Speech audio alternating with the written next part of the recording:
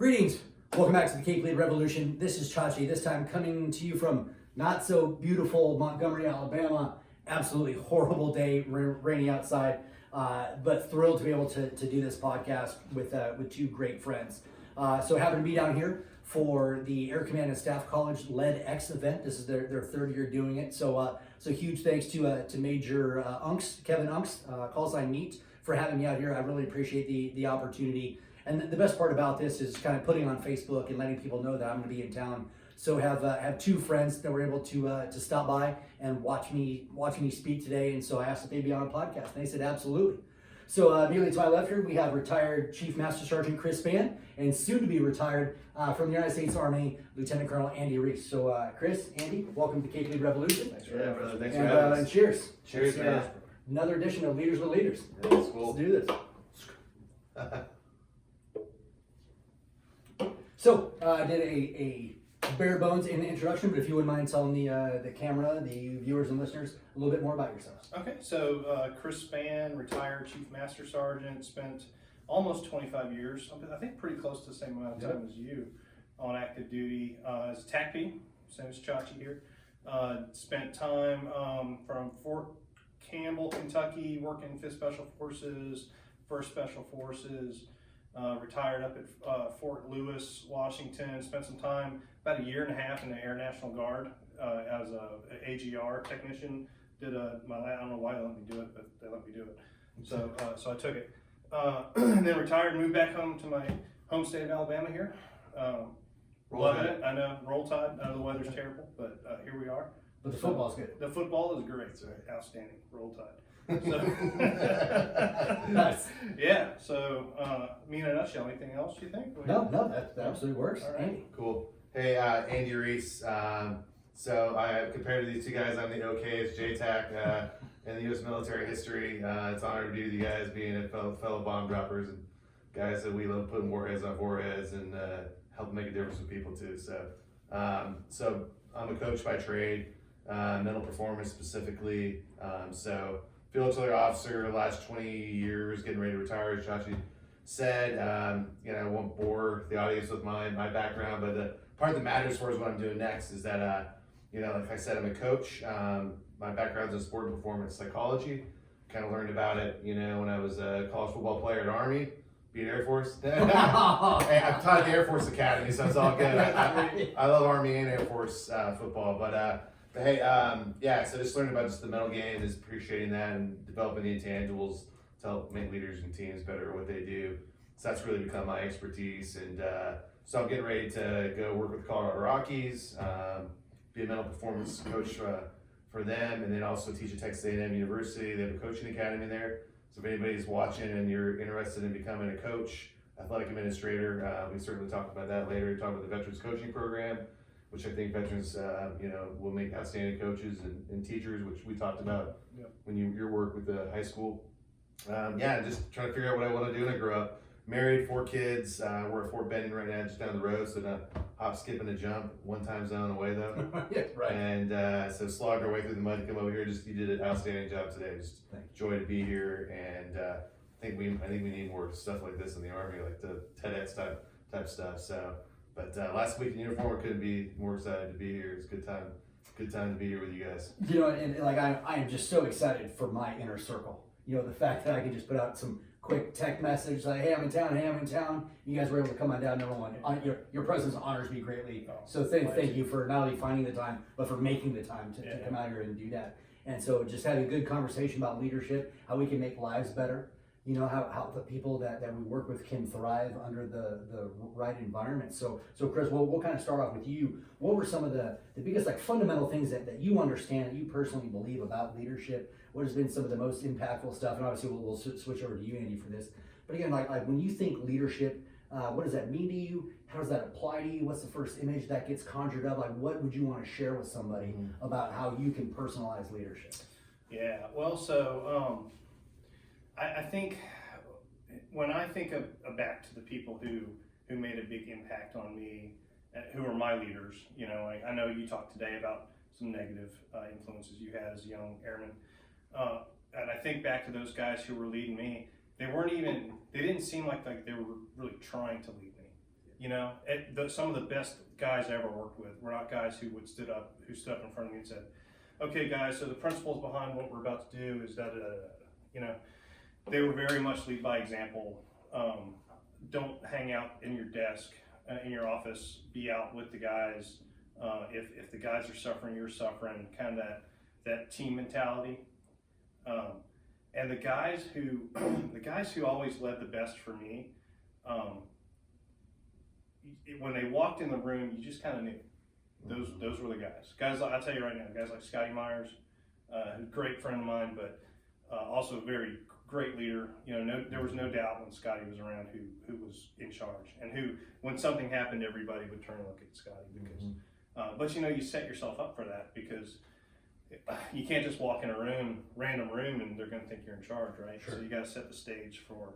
You got to prove yourself and come up through the ranks and suffer with everybody, kind of like I said earlier.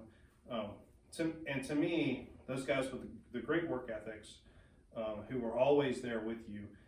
We may be out doing something, but I could always turn and find those guys. You know what I mean? Absolutely. Yeah. So that to me is what a leader always meant, was always present, always visible, always on a personal and professional level. Like, I know that we got to do all this stuff. We got to get this work done, but how are you doing? And was always worried about that sort of thing. You bet. So yeah, to me, it's that guy. It's the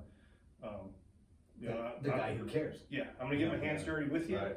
and we're gonna do this together. I'm running the show. I don't have to say that, but I'm running the show. And hey, how's wife and kids? How are you doing? How's the family? That's that guy. Yeah. So I mean, as I kind of reflected back on things, especially transitioning, which you guys could really appreciate that, because you're like reevaluating who you are and what you're all about, right? And so I've spent a lot of time thinking about this, hey, what have I taken from the last 20 plus years, and what do I want to move forward?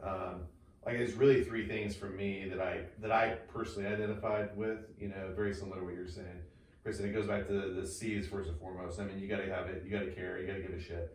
Like the people, and you smell like, hey, when people really care about you, it's love. I mean, we don't talk about it, especially as dudes, but it's love. Yeah. I mean, it's a genuine, it's a love that's there. They care about you, they're invested in you as a human being, as an individual. And they're investing in not only just you from a service level professionally, but personally too. They genuinely want to help you get where you want to go. And that stays with you long after the time that you serve together, those meaningful relationships. So but also just loving what you do, but not knowing there's going to be shitty days, and you're not always going to love the military. Like in this way, you don't love the institution. You bet. You love our craft, right? And the people that are there, because we have, as is well documented, we have some incredible people. But so love first and foremost. I love people who are competitors, and why I take a Pete Carroll approach to competitiveness, and hey, it means becoming the best version of yourself, leading yourself first, so then you can then best influence others, right? And if you're trying to be the best version of yourself all the time, as a mentally, emotionally, physically, socially, spiritually, those areas of the human weapon system, as you said, which is great. Then you're naturally going to you're going to influence others, which is ultimately what it's all about too. And then to me, just serving from a macro and a micro perspective is I think, and Janelle, our friend, does a really good job of this, is the pitfalls that servant leadership that Robert Bunley talked about. Is we sometimes, it's not inside out. We put others first and we neglect ourselves. And I think it's very common. I've certainly experienced that. I'm sure you guys did too. You just burn the candle from both ends, especially being at war, going and blowing in our craft, but I think from a service standpoint, I think that's the reason why you stay, is ultimately you got a servant's heart. I mean, let's just face it. If you don't have that, you probably haven't stuck around very long too. But I don't think that goes away. And I can tell that's the way you guys are in that too. That's why you stay connected to our tribe, why we stay connected to each other. You bet. So the three things answer your question in a long way. I think is love, competitiveness, and service. That's what it's all about to me. Fair, absolutely. You're talking.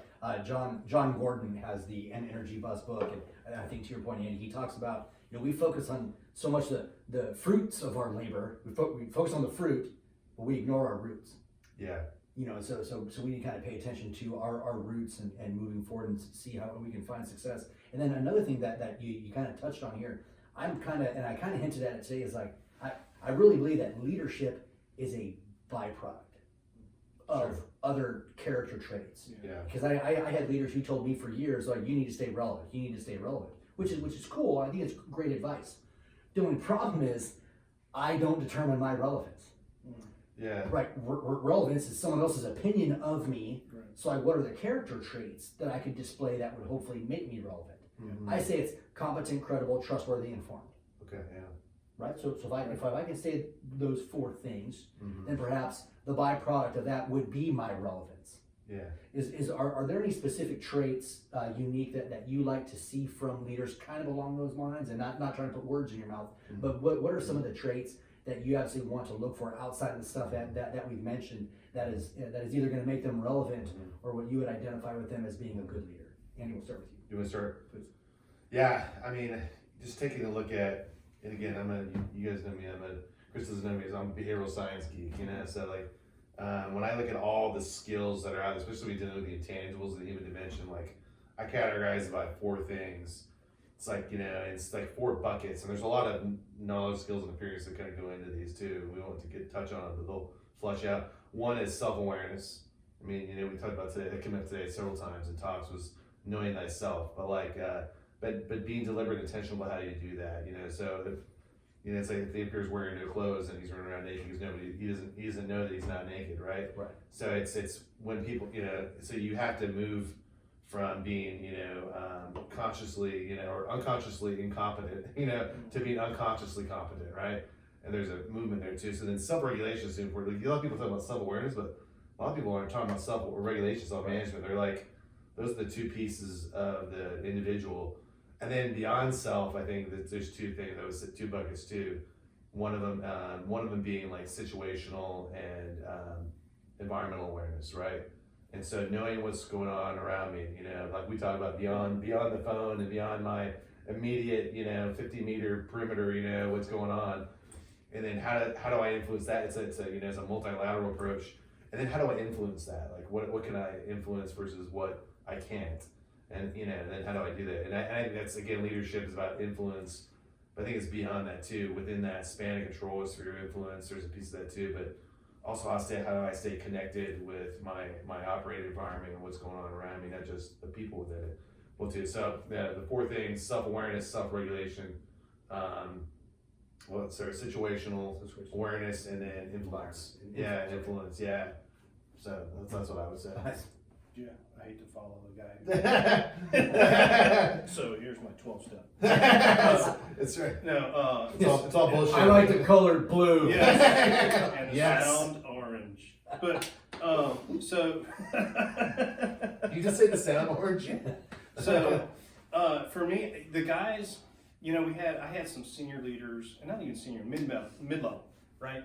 Leaders in my career who got the job done for, you know, we would have a, say, flight chief, whatever, right? So we would get things done, but purely by the sheer brute force of him standing on our necks and making us get it done. And then I had those guys who understood that developing the members of the flight to be better at things would make the entire flight better, and the problem would kind of take care of itself, right? So for me, it's always those guys who are willing to look at the development and advancement of the people, right? So I loved having a squadron super or an ops superintendent who would go to bat for you for schools or for opportunities to go and do things outside of what we're normally doing to make us, you know, better in a broader breadth, you know, to broaden our view of how things work. You know, hey, I'm going to send you this logistics course, not because you're going to like it, because you're not, but because it's going to make you better. You know, is that kind of, I'm going to develop you. Some really good guys at that. Eddie Morales, for instance, probably one of the best in my eyes in that arena. As far as I'm gonna have you do some stuff. You're not gonna like it. I'll tell you right now. But in the end, you're going to be much better. You bet. And I can remember, I think I was a senior, and I would be in a flight, and these guys would be like racking their brains about what I perceived as a pretty simple problem. And I'd answer the question for them, like, how do you know that? Well, because my flight chief made me go do this stuff, right? And that's how, and I learned about it. So to me, if you want to be relevant to your guys, if you want them to look up to you, develop them. You know, make them better. Sometimes they may not like it. Weapons school, we sent more out of it. With 5th ASOS, we developed the model for how to develop a guy to go through, but we sent a lot of dudes through, successful dudes. And so developing that guy, even when he doesn't know he needs to be developed, you know? Fair. Now, along with that, and this question is going to go for both of you. So individually, what do you think made you each successful? That perhaps is perhaps unique to Chris Spann or Andy Riise. Like, how did that play? Like what do you think? Because like there's, if I were to ask you like what your biggest weaknesses were, you'd be able to rattle them right off. And no one has a problem talking about that. But like, what do you think the strengths that you have made you uniquely you and made you successful in your respective areas? So I like to think that I think everybody has aspirations. There's those people who know I don't have any aspirations. Yeah, everybody has some aspirations. I never wanted to be a command chief. I never wanted to leave the squadron. But I wound up with multiple tours outside of the squadron doing other stuff, which helped me, right? So I think my willingness to do different things, you know what I mean? You bet.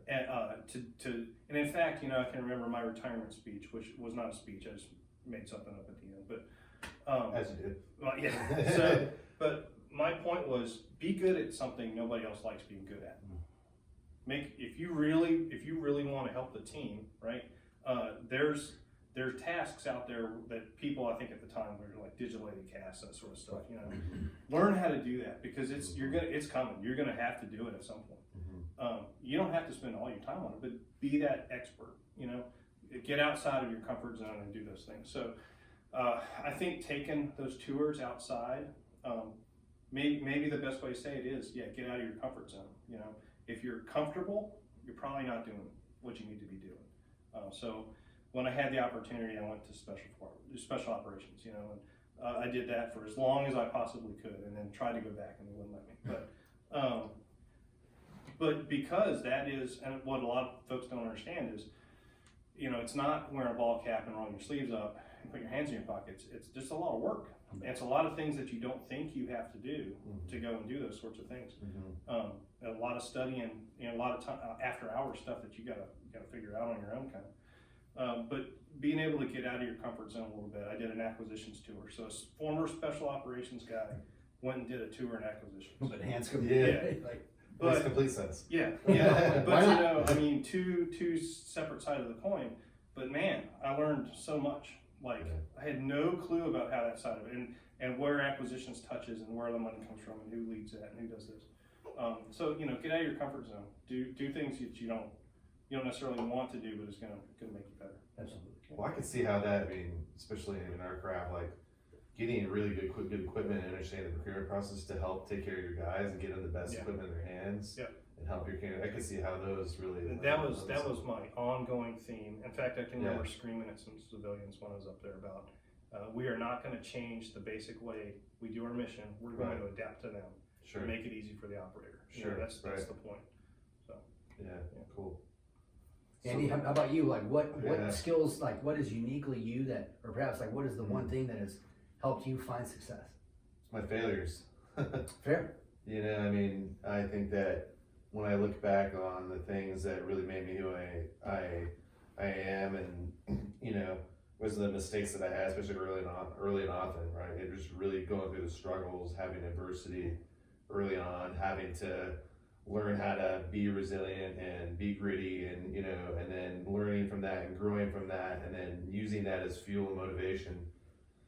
You know, and there's so many examples of that, you know, that throughout my career. You know, I barely got into West Point from the prep school, and that's a pretty well documented story. You know, I got in the very last day, our graduation in Fort Mom, New Jersey. You know, all my classmates, I was gonna go home with my tail between my legs, you know, and And I got my nomination to West Point like the day I graduated. Oh wow. It was just, my dad didn't even come from California to New Jersey. So that was the beginning of my career. And it just was the struggle of going through the grind at West Point, playing football, just getting my ass handed to me all the time. There was an instructor who asked me one time on additional instruction, he's like, physics, which I hated, you know, I was not good at math, and I go to an engineering school. Yeah, right. Who does that? I'm a glutton for punishment too. And he pulls me aside, he's like, hey, what are you doing here? I'm like, what do you mean, sir? I'm getting additional instruction. He's like, no, what are you doing at West Point? I'm like, you know, just trying to be a good cadet, you know, and so I'm not doing a very good job, but he's like, you should consider going to another school because you don't belong here. And that crushed me, and that pissed me off so bad that I was like, I'm gonna prove this SOB wrong, you know. And then, I mean, that happened throughout my career, you know, but when I've had winning streaks, you know, even recently in my career when I made, you know, almost catastrophic mistakes that cost me my career, you know, it was like, although I some of those I wish they didn't happen, but I look back at the analysis and I'm kind of glad they happened because they've kept me humble, they kept me hungry, they reminded me to what I call wear my white belt, which is like, you know, hey, always being the learner, being someone who wants to grow and not let your successes really get you too high and rest on your laurels. So, you know, I'm really thankful for my failure resume is what I call it, you know, I mean. Absolutely, that's The guy, you can always tell the guys who got the rocky road to where they are. Yeah. They almost always are much better, Right. much more legitimate leaders. Sure. It seems to me, in my experience. Yeah. Because you gotta fail. You learn much 100%. more from failure than you do from just winning all the time. My path is career unconventional like yourself. I mean, you know, I went back and, you know, at the 10-year mark, I was going to get out, and I felt compelled to go back to West Point because I pull off on the roadside of life and fell in love with teaching, fell in love with sports psychology. And it was like, there's no true career field for that. So how do I do this? Well, I got to stay relevant.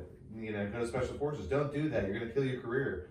Well, I knew I didn't want to be a field artillery battalion commander. So I figured out a way, and you get lucky. And it's about timing and people and all those things that you know, but it was like, not letting people, like you took in terms of not let the expectations of what success means define who you are and what you find success to be, you know? Because even in my wildest dreams, I wouldn't have found the end to be where it is, the way that it's worked out with my career path, you know? I don't know how you feel about that too, but you're kind of glad that you had these detours and meandering ways, because if you stayed the straight and narrow, you know, I don't know if this is the same way with you, Chachi, but like it may not be end up with the way you thought it was supposed to be, right? Yeah. I don't know how that played out with you, but like you made a hard choice to choose your family over your career, you know, and I respect the hell out of that. So. And that's you know, it's one of the reasons, like I struggled in my career. I made my mistakes, and so I alluded to that today in my talk. So I think it absolutely does shape me. But it's kind of one of those things you talk about. Some of our middle tier leaders in the Air Force, we call it the frozen middle. Yeah. You know, so I'm not sure if the Army says that. You know, but as far as the people, because you know the senior leaders get the information, and there's a disconnect there. But so they get kind of disgruntled. But the young troops are still so motivated from coming in, and they still have the belief and everything. So they're still good. But that middle level leader, perhaps like a senior lieutenant or a junior captain, has probably just been in long enough to get butthurt. Yeah, that's you know, right. for us, disgruntled dude. Yeah, like for us, like a E4 to E6 type person is a little bit frustrated. Excuse me. What advice would you have for those types of leaders to find success in contemporary military? We're talking the disgruntled guy. The disgruntled. Specifically the disgruntled guy? Yeah, that frozen middle. Oh man, I really think it takes taking some time if you can to be deliberate and intentional about how reflecting on the things that we don't spend a lot of time doing on, right? Which is the why. I think so. You hit on it, like today, like it's nail in the head, and like as I'm transitioning 20 years later, you know, it's like a lot of transition stuff is so focused in on, you know, even it's the same way your 5-year mark or your 25, 30 years, right? And we constantly transition our life, but like, hey, we ask about action items, right? We have our to-do list, so we go right there, hey, where am I gonna go? What am I gonna do? I need to get a job, I'm gonna buy a house, you know, all those things, but you don't take the time to actually slow down and reflect on who am I? Like, what am I all about? Why am I doing this? You know, and then and once you identify that, you answer those questions are philosophical in nature. You know, they're kind of big fluffy clouds. I call it California hot tub shit. You know, right. so like, you know, go take a plunge in the California hot tub, man, and then take some time to reflect on that, because that will help answer some critical questions about where you're at. Because I mean, your career in your life is a series of like waypoints, as you guys know. You do asthma checks, and what better opportunity than when you're at a waypoint to do an asthma check? Say, here's where I've been, here's where I am now, this is where I need to go. But it starts to me with why. Fair. Yeah. Absolutely fair. Yeah, that's, for me, it's always that disgruntled dude's got to self-identify as disgruntled too. You know, he's got to be willing to say, I'm beating my head against a brick wall. I'm not going to go anywhere unless I change. Right. You know, so that being accepting that they need to change themselves is very important. You know, and then find that path. I tell my kids this all the time. I taught, you know, junior ROTC for 2 years, and so I told those kids the same thing. You know, what is your goal? Where is your desired finish point? Mm-hmm. Is it, you know, you want to graduate college with a chemistry degree, whatever, right? Well, there are steps in that process that you cannot skip. Right. You're going to have to do them. Whether you want to do them, that is completely irrelevant. You have to do them, right? If you want to get to this point. Mm-hmm. So it's that, you know, self-identifying is, you know, I'm not going to get anywhere if I keep thinking the way I'm thinking. And then lay out that path to get to where I want to go, and find those steps that I have to do. Unavoidable. Yeah. You know, you want to be a chief, you're gonna have to go to this school. You have to do this school. You got to get your CCAF. And you hear all the time. You hear guys just, oh, I have to do a CCAF. It's stupid. It doesn't matter if it's stupid or not. It's a requirement. Yeah. It is a necessary step in your path. Right. If you want that goal, you've got to do it. It's that adulting piece. Yeah, it's that adulting. Yeah, that's a good way of putting it. And so that's I've tried to lay that out with my kids, make them understand. You know, this is what you want. You want to be a computer programmer? You might want to be good at math. You know, you might want to have some math under your belt before you go start doing this. And that's not an option. You're going to have to if you want to pass those classes. It's that sort of mentality. So you to the point, like, you know, and I call that the adulting, but it's like, hey, you know, we live our life in the valley and our careers in the valleys, right? You know, but you have to go to the valleys to get to the peaks, right? I remember sitting down, you know, at the same time, you know, during the rank invasion, and my battalion commander, who I love this guy still to this day, and he sat down and did initial counseling with me, or not initial counseling, we just did counseling. And it was like, hey, you know, kind of like, hey, what do you want to do? And you know, I said, I told him, like, I was conflicted. Hey, I wanted to stay in the Army, but I didn't want to be a major, because like I hated my majors, and I swear to self-fulfilling prophecy, but those were the valley. That was the valley I had to get through. If I wanted to, you know, to have a successful career in the Army that I could be proud of. I mean, I hate to say, like, hey, you know, 05 is success. Yeah. You know, and those are the expectations. 04 frontal lobotomy, you gotta get. Yeah, exactly. So I mean, I had to go through that crap, and man, I hated it. But you gotta do it. I had to do it. So how do I make it the best shitty, you know, 6 years possible, whatever it was, to get through that. Yeah. And it's, you know, you have to accept that, though. You know, for a lot of the guys, I think back at some of the leaders, if they had just done this, you know, like that dude sitting in his desk yelling at me. Well, if you really want to get ahead, you need to get up, come out, but you got to be willing to get up and take that step and go, and take a little humble pie with you too, because people watch leaders whether they know it or not, and when leaders change their behavior, people know it, and it's really not that hard to identify. Yeah. You know, and it's funny you brought that whole thing up. This is where, you know, one of my wing commanders, the guy I quoted in my first session, Colonel John Price, you know, he said he was like, you know, make people want to take your job. Because like there's a lot of people who just grind themselves and grind, and they want people to promote into that. Like I want no part of that life. Right.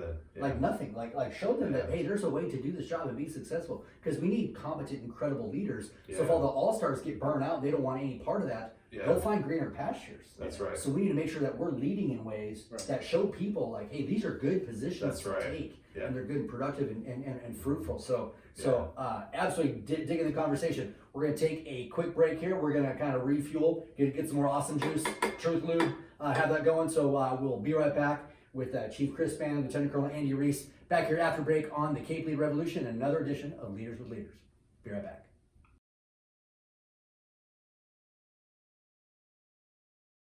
Welcome back from break. Back here at Leaders with Leaders on the Cape Lead Revolution. So we're going to do some quick one-on-one time here. So Andy, you would kind of mention what your passion is with kind of sports psychology and mindfulness. Yeah. Could you tell us a little bit more about that and kind of more about your collaboration now with the Colorado Rockies? Yeah. So really, to me, it's about mental performance. To me, there's like I mentioned, at the collegiate football level, if all things are equal, and we do this as warfighters too. But everything else is equal physically, technically, tactically, if you will, too. It was kind of the even playing field when I was playing football, and the one thing that I was getting in my own way was my own mental game, right? And I just was overthinking things, had struggled with confidence, struggled with composure, struggling with how to deal with adversity, and then really just kind of letting the skill out. I was good at letting the skill in, but not good at letting the skill out. And so, long story short, they had West Point Center for Enhanced Performance. It's a unique student success center that uses the best practices from sport performance psychology. I started seeing an officer who was teaching there at the time. Just made a big difference. We just started working one-on-one, and just really helped me out, not only on the football field, but in the classroom, and also kind of became part of who I am as a leader. And then didn't really have like the art. I started making it a part of who I was, especially 9/11 happened right after I got commissioned. We started doing our deployment thing. But then just rediscovered the art and science of it once I went back to teach, and then just like said the light bulbs came on. I just really fell in love with it. So what it is it's think of it kind of like a strength and conditioning coach, on the physical side of things too. Yeah. To where you think psychology traditionally has to do with pathology and people's problems and injury, and that's where it comes from. For hundreds of years now, you think going way back to Freud, and then you think kind of in the middle, So on the physical side, that's like dealing with a medical doctor, just treating injury and illness, right? And then in the middle is like almost like the athletic trainer who's like the counselor in psychology, right? Their job is to prevent you from getting injured and sliding into pathology, into illness. That's not my realm either. But then on the other side of things is like the strength and conditioning coach is on the physical side. There's a mental performance coach, right? Yeah. So strength and conditioning coach is trying to make you bigger, faster, stronger, and be really good at what you do from a performance standpoint. Well, there's a mental aspect of that too on that end of the spectrum. So that's what I'm involved with.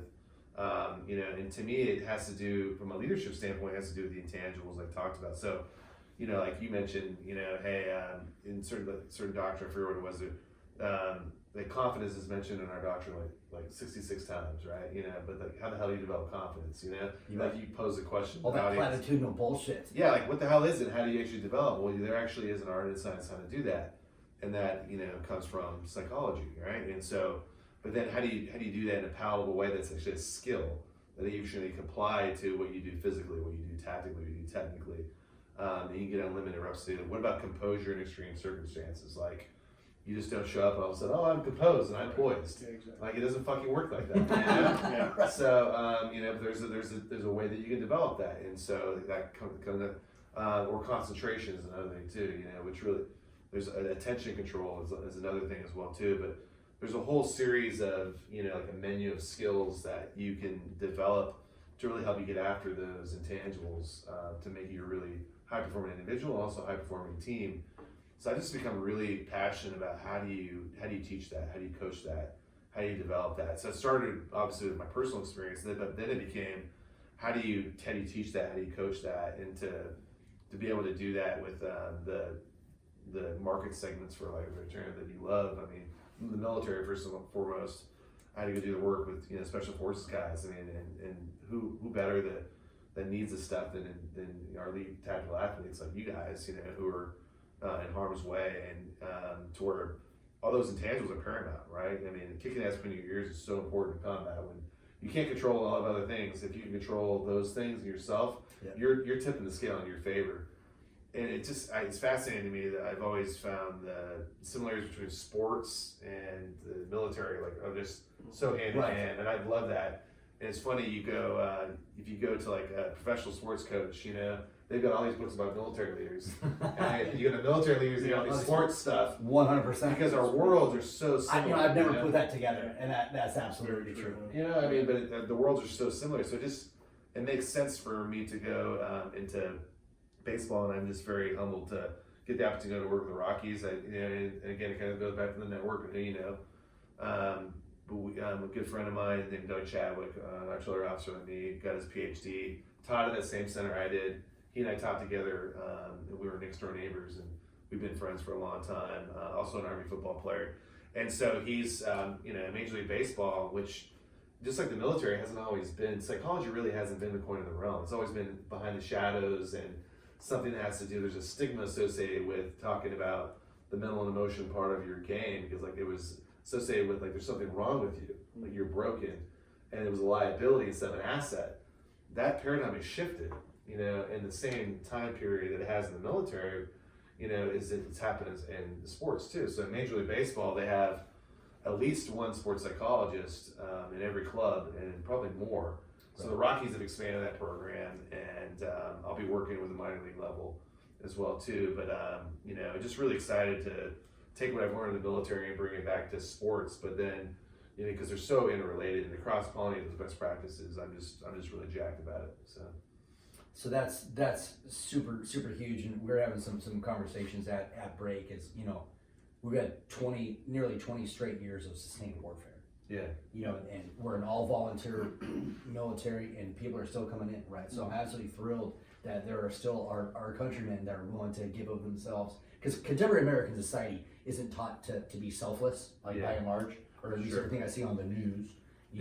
As far as that goes, and so having somebody like you who can help them through some of these trying times is absolutely phenomenal. Yeah, I wish I would have had back in the day. And then Chris, easy transition over to you. If you would mind sharing with us, you had a rough personal life spot here that had happened. Not even mentioned the death of your cousin. True. That had happened. Like his cousin was one of the first, if not the first person killed, the first American killed after September 11th at war. Wow. Was that so? But again, everything going back to your late wife, and then how did you work through that? How did you move on, and how did that affect you as a human being? Yeah. So let's say with Mike, Mike Spann, who's my cousin, he was the first American killed in Kuala Jungi prison up in Mazar-i Sharif. Oh yeah. Mike and I didn't grow up close, tight friends, but family. So he's my second cousin, same little hometown, and that was very difficult. That was when you starting to think like that, that's my family that this happened to, and then getting a chance to go over, and won't say payback, but definitely getting a chance to go make a difference, with what happened was very important for me. So we'll go from there. But and so what you were talking about, my late wife Tina and I were married in 2003 in Washington State when I was stationed at Fort Lewis, Washington. We wound up getting orders in. I talked earlier about acquisitions tour, so during acquisitions tour, moving to Boston, Hanscom Air Force Base, and coming back in 2011. Back up to Fort Lewis, went right back. And then in early 12, she was diagnosed with stage 4 breast cancer. Just the fact of that hitting us hard. I think it was May. I don't remember the day off the top of my head on camera, but anyway, that it hits you like a ton of bricks, and then understanding what all we're going to go through here with this process was really. It is life altering, as much as I can say something is life altering, So, Tina was a champ, obviously understanding what she was going through. She was as positive a person as you could imagine going through something like that, which is important. You definitely have to be. Tina had problems with anxiety and worried about a lot of stuff, but understood that remaining positive and seeing things in a positive light, especially for our boys, some of my boys Adam and Ryan, was very important. And so as much as possible we did that. And she ultimately, so she went through 4 years of treatment and ultimately passed. And it was hard. It is hard. I was fortunate at Fort Lewis to have a group commander in chief who was very understanding. Eddie Morales was my group chief at the time, and Colonel Steve Gray was my group commander.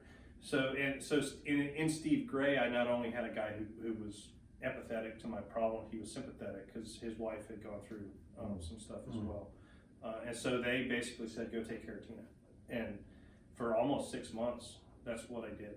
And I had to, really. There was no way I was going back to work with everything. It was, the life of a caretaker is 24/7. That's all you do when somebody's that sick. So that was your life. My life was taking care of her. And work was extremely supportive. And gave me room, maybe gave me a little bit too much room, but it was extremely important. And understanding that had to happen. There was no way around it. Like, got to take care of her. And then Tina passed, and I'll tell you, it was incredible, the outpouring of support. And I just want to set the stage here from both the TACP Association and the career field at large, and then everybody else. There's obviously everybody else, but I can remember leaving the church for the service, for Tina's service at the end, and it was a sea of blue uniforms. Like, I couldn't see the wall. You know, it was nothing but blue uniforms in the back, and it's always stuck with me. My brothers come, to help me when I needed it, and so dealing with that and recovering from that. I'll openly tell you, I did no counseling, formal counseling. Probably I openly will say it was a mistake. Probably should have. Still, to this day. But coming back from that and figuring out what is the best thing. In this process, I had also transitioned to their Air Guard because I picked up an Air Reserve or an AGR position where I could stay in place. And that helped a lot. Stabilization helped a lot. So when you come to work, and you guys probably noticed because you've had issues that maybe got public, when you come back to work, everybody knows, right? It's not like you can just hide your problems, because you commanders and every day is supposed to be the same for you, right? Every day is a good day, no matter what. Every day is a good day, and when I interact with the people in the squadron, I'm the same, right? Supposed to be, right? Expectations are right. Right. So senior leader comes through. I'm here for the squadron, and that part of it, I'll tell you, because I knew that was part of it, right? I'm the chief in the squadron, and before I transitioned, I was a senior in the squadron. You come in, and people expect to see the senior in a certain mental attitude, right? And to carry themselves a certain way and interact with you in a certain way. And I remember the first time I came back and tried to go interact with airmen or with my NCOs, it was difficult for me, right? Because I'm supposed to be chief or senior Spann, and then I come back and I'm a dude whose wife has died. Yeah, you're a grieving husband. And has died. So you come back and you got to try to keep that firewalled, right? Right. But in reality, there's no way you're firewalled on that. It's it is now an ingrained part of your life, and will be for the rest of my life. Married now, my wife Cindy is incredible. I love her more than anything, and she is. I was telling Chachi, she is probably the nicest person on the planet. But that happened to me, So I lost my wife, and it is a part of my life that is not really well compartmentalized, right? So probably dealing with, for a leader especially, I think it's almost better for a leader to come back and say, hey guys, this has happened to me. This is now a part of my life, and to talk to your people about it. You don't have to go into detail about it, right? But your, as I think we said earlier, right? When a leader changes the way that they do things, right? Even that airman for that E3 in a squadron, that loud senior airman, they know something's not the same with that guy, right? Yeah. So I honestly do think that it's okay to open up a little bit, and you don't have to spill your guts with everybody in the unit, but they need to understand, here's the dynamic, here's what's changed, right? And, and I tried to do that in a way where, I thank the squadron for their support, which is a very good way to do it, because the squadron, the group, the career field as a whole was extremely supportive. And so if you want to, you have to get everybody, well, they don't have to, but I think it's better to have them understand why you're different now. You bet. You know what I mean? In what right. ways? Yeah. And to be open and honest with your people and explain to them, here's what I've been through, here's the deal, here's the circumstances, and here's why the guy you see today is different than the guy you saw last year, So, but continue. I will openly say counseling is probably very important and should be done. We unfortunately we're in that arena of people who are like, no, I'm tough, I can take it. No, That's right. Yeah, stigma. And it's always been that way, right? That's right. And I will tell you, once you're separated from your bros, it just blows up, because whether you realize it or not, these are the people you bounce it off of, and when that escape is gone, It's a safety net. yeah, you don't really think about it that way. Yeah. It's the truth. But I think in your self-understanding that you're not going to be the same, that you need to take time for you, which we don't do as leaders. I don't think a lot of people don't. We try to be that selfless. I'm going to do everything I can to help the squadron and the people in the squadron, and do everything I can. I will run myself to death, helping everybody make the mission happen. You got to stop and pause. You got to literally hit the pause for yourself and reset. Otherwise, you're going to burn yourself out when you go through a traumatic experience. And there's a lot of other traumatic experiences, not just that. We lose bros downrange. We lose family members. We lose career incidents happen, things happen, whatever, stuff like that. And you kind of gotta, even if you compartmentalize that and hit pause the lesser items, reset yourself a little bit, but you're helping yourself and you're helping everybody else, because ultimately, what got me was, I was a single dad with my boys, and I woke up one day and said, I don't have to do this anymore. I'm running myself ragged, taking care of everything and taking care of my boys. I have options. I have other avenues that I can take, and I decided to retire. So much like you, a little different circumstance. I know you retired so you can be there with your kids. I retired and I moved back down here to my home state, and life is good now. I'm married, and my wife Cindy's awesome, as I said before. But my boys are growing and doing great in school, so things are good. Hey, can I ask a quick question? Yeah. There's something like, cause this is like an important topic too. I think, but sometimes like when people are going through like such a traumatic thing, like they just don't know what to do, right? And I found myself in the situation too. And so it's like, I know everybody's different, right? We all grieve and deal with adversity differently. I mean, God, I can't even imagine my wife, my boys, like, just shudder to think. But like, you said the response was very positive, like, but I think about this too, like, what is the right thing to do to show support? Like, because I think my thought is, I may be completely off base, correct me wrong, there's a tendency to try to create space instead of, it's almost like running to gunfire versus running away, from gunfire. It's like when the adversity happens, like people say, like they don't know what to do, so they move away, they and they create space. Yeah. But I've talked to different people like you.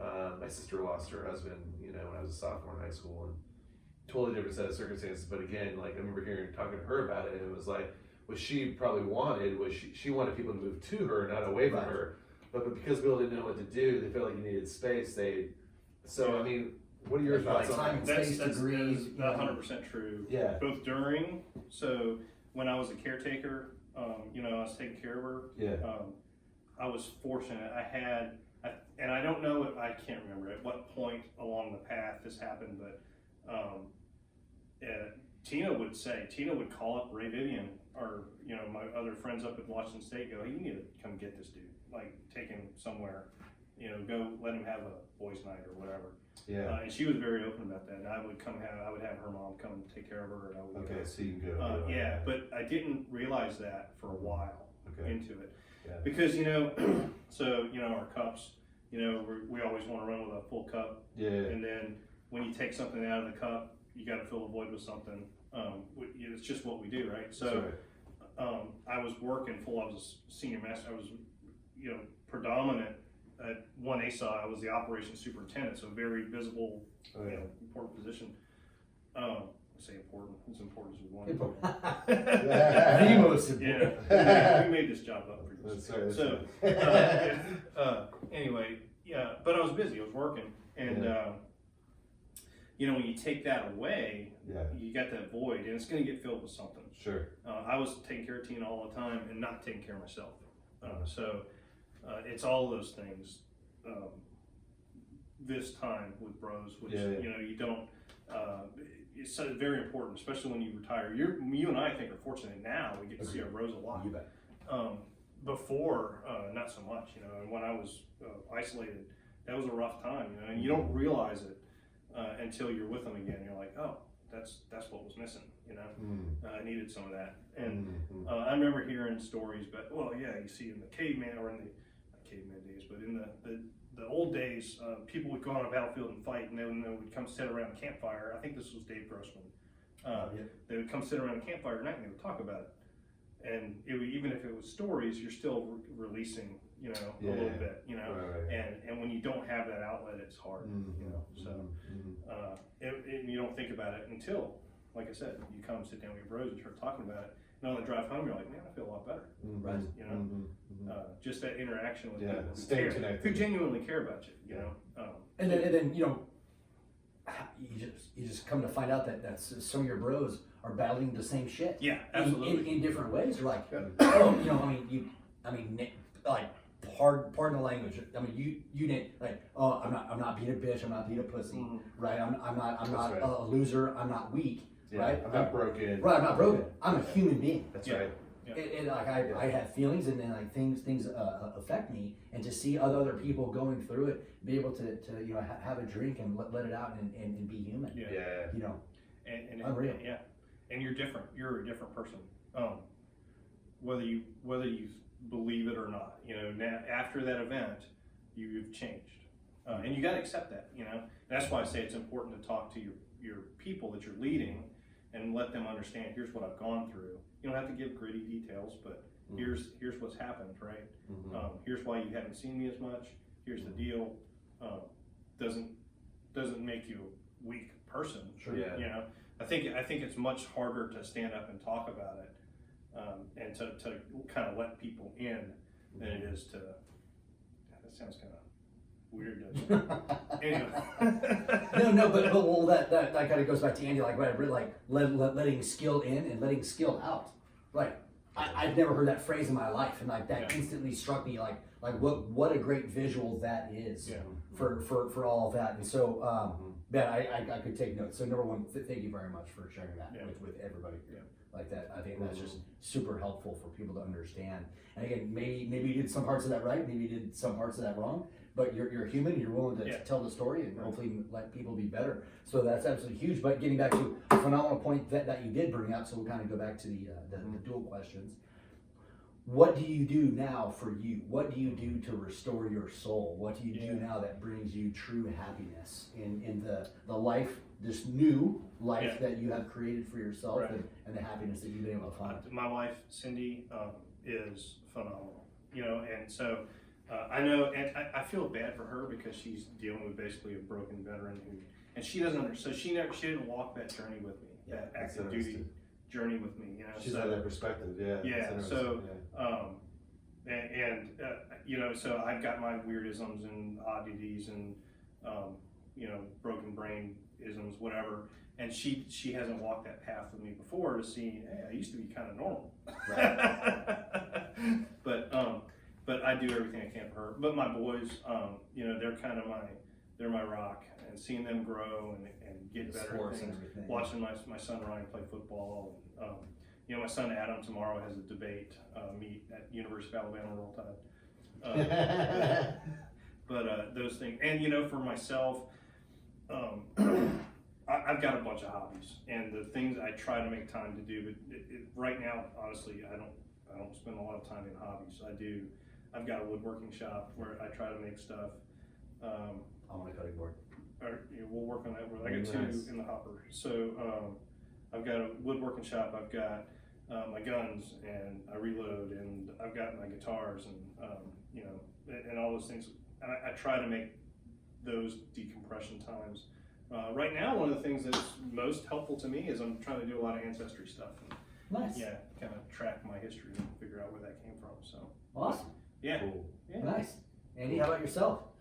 So What do you do to restore your soul? What do you do for pure joy? What do you do, as Dr. McCauley would say, what do you do to put on your oxygen mask? yeah, man, it's I don't do enough. Although right now, I feel like I'm kind of going through transitions is a weird time, which you guys could totally relate to. But I think right now what I'm doing to put my oxygen mask on is so we got 4 young kids, 3 boys, a little girl. So like we're getting ready this summer. Like I'm like beyond. I've been having much fun with this. So my oldest son is 14. He's at his last rank before he goes to Eagle Scout. I'm an Eagle Scout, so we're all into scouting. That's awesome. Yeah, Team Reese is all into scouting.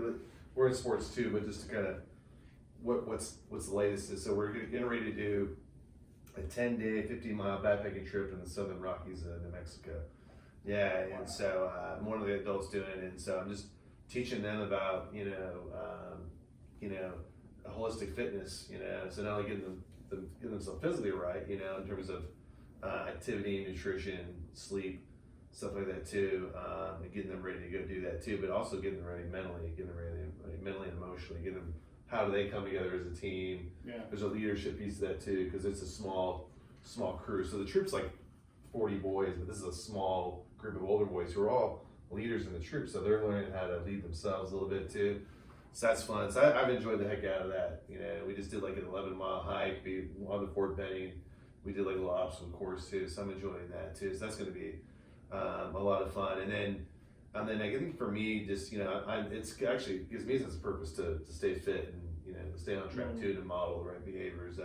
Just loving learning. Like I'm just loving learning about different industries and coming here and just I have a deep love for learning. So just learning from you and getting the opportunities to get some certifications as I get ready to wind down, and just to kind of prepare for what I don't know, and understanding that there's a lot that I don't know, but figuring out knowing what I don't know, and then moving to what I need to know has been a really cool part of the journey too. So those are the 2 things I would say, I'm doing right now to kind of, refill the tank and have the energy to keep going. So with that, we'll do one final wrap-up question, and let you guys get back to your evenings, and or let us go out and have some fun here in beautiful Montgomery, Alabama. So we'll start here. If you could give one piece of advice to any aspiring young leader out there, what would that advice be? You're gonna start with me, aren't you? Well, it makes sense. Sir. Yeah. I mean, Chris bared his soul. All right, so I think you can answer this. We're full of shit now. It's time to leave. We can get the hell out of here. On that note, we're freaking. No, man. What one piece of advice would I give to like a junior leader? You think? Any aspiring leader, like regardless of like any rank or whatever, if there's one thing that you can tell them, hey, first and foremost, if you want to be successful as a leader, you need to blank.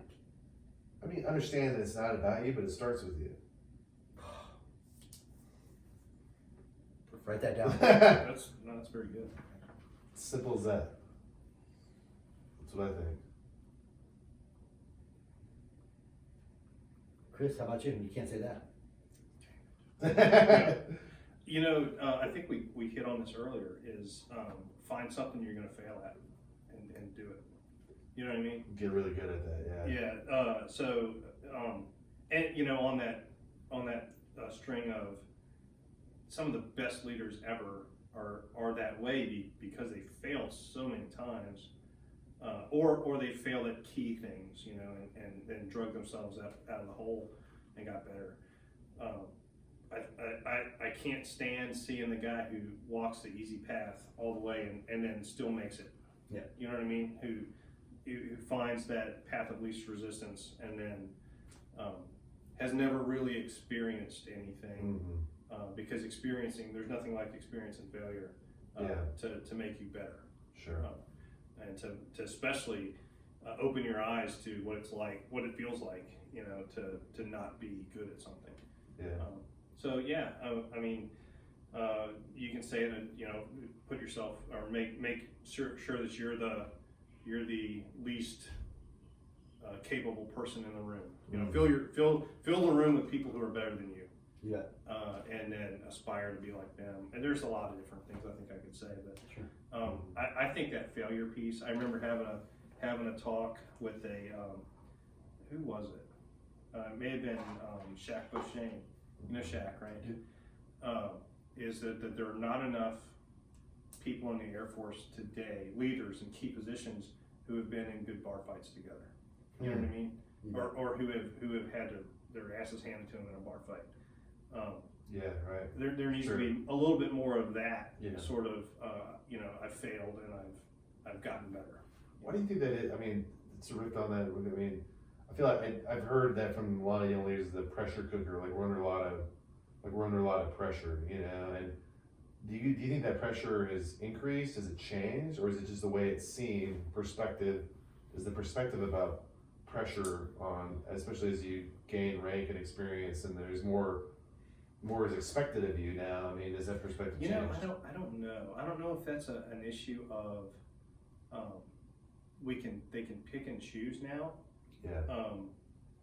Who goes and who doesn't go, and I get to pick the guy with the clean nose and the good record. Yeah. Right. Or if in the old days all we had were bad records. Right. And so let's pick the dude with the least bad record. That's right. You know what I mean? Yeah. So I don't know. That's good. Yeah, that's good. Well, I mean, to your point, at the academies, I've seen it at 2 different academies. It's like they gravitate towards the good cadets. It's like, but the stats reveal themselves. The people who last the longest and become the last senior leaders aren't the top of their class. Right. I mean, some are. I mean, they by and large too. But why do we dismiss the people who are at the ass end of the class because they struggle and fail and what is are we? They're the true warrior with that warrior mindset. Yeah. Who don't have time for the bullshit. Who don't have time for anything else, and yet they get marginalized That's right. in this new contemporary environment because they're not conforming to the idyllic understanding of what a leader is and or should be. Right. Well, I feel like this is it's a whole other podcast, but the zero defects look is starting to creep back in. I mean, and that was kind of like Clinton era. When we were coming in, and then when they were starting to decrease the size of the force, and remember that Oh yeah, absolutely. paying people to leave early, and then and then obviously when we went to war, we didn't have to worry about our evaluations, right? I mean, but now it's different. It's a different thing. So now you have to. I hear about this expectation about being perfect, and so people, in lieu of being perfect, they don't, they seek the path of least resistance because of the risk otherwise, right? Or there's another thing to where, and I've seen this on the Air Force side, some of our top-notch people are just sick of some of that crap, so they get out, and the natural vacancies that they leave, let some of these B players rise through the ranks. And so this mediocre promotion cycle has set in to we are promoting people because they're getting promoted based off of quality attrition because people are leaving on their own accord and are sick of doing so. And again, I don't mean that in any bad sense. I'm not judging anybody. But if you're a quality person, 20 sustained years at war, you're going to have other opportunities, or you're just going to get sick of warfare. That's just trying for anybody. So they find these other opportunities. But again, some of these lesser candidates kind of sneak by at the very bottom curve, and then all of a sudden it's just like 1 or 2 promotions. All of a sudden, boom, they're a colonel or chief master sergeant. Like, well, how did this dipshit get here? Well, because they stayed on the ride, and everybody else got off. We were in a unintentionally rewarding mediocrity sometimes. That is absolutely true. And like to your point, we hit what I call that, or what most people call the normalization of a deviation. Like if Manning, if he can't ever get to 100%, we say it all the time in the Air Force, 85 is the new 100. So if you're at 85%, that's just like 100. It's going to reset your baseline. Yeah. We never have a conversation with that 15%. And that's impactful. like don't, oh, yeah, horrible. But gentlemen, like, thank you so much for being on the podcast. Like, what phenomenal conversation. Yeah. You know, to have this happen. Thanks for having us. And you know, and then the best part, and again, if you go back to CAPE, again, we haven't talked about my methodology the whole time, but we've hit it. We start out, like, one of your first things was, like, you absolutely have to care. You were talking about alignment with what we need to do with our mindset. Yeah. To align our mindset with some of our actions and the frustration. We're talking about different perspectives. You went through a life-changing event. You have a different perspective on things. Maybe people have a different perspective towards you, and it's how we can help shape these conversations and allow for the sharing of perspective to understand when situations change, environments change, and then lastly, going back to the expectations. What are the expectations levied upon us as far as leaders, as human beings, as husbands and or fathers and or team leaders? What is the expectation for our ability to sacrifice or keep sacrificing or knock it off when the sacrifice becomes too much? So gentlemen, man, I appreciate the honesty. I appreciate your time. Most importantly, I appreciate your friendship. So cheers one last time. Cheers, Skull. Yeah, I appreciate it. And thank you for tuning in, and we'll catch you here next time on the Cape Lead Revolution. Cheers, everybody.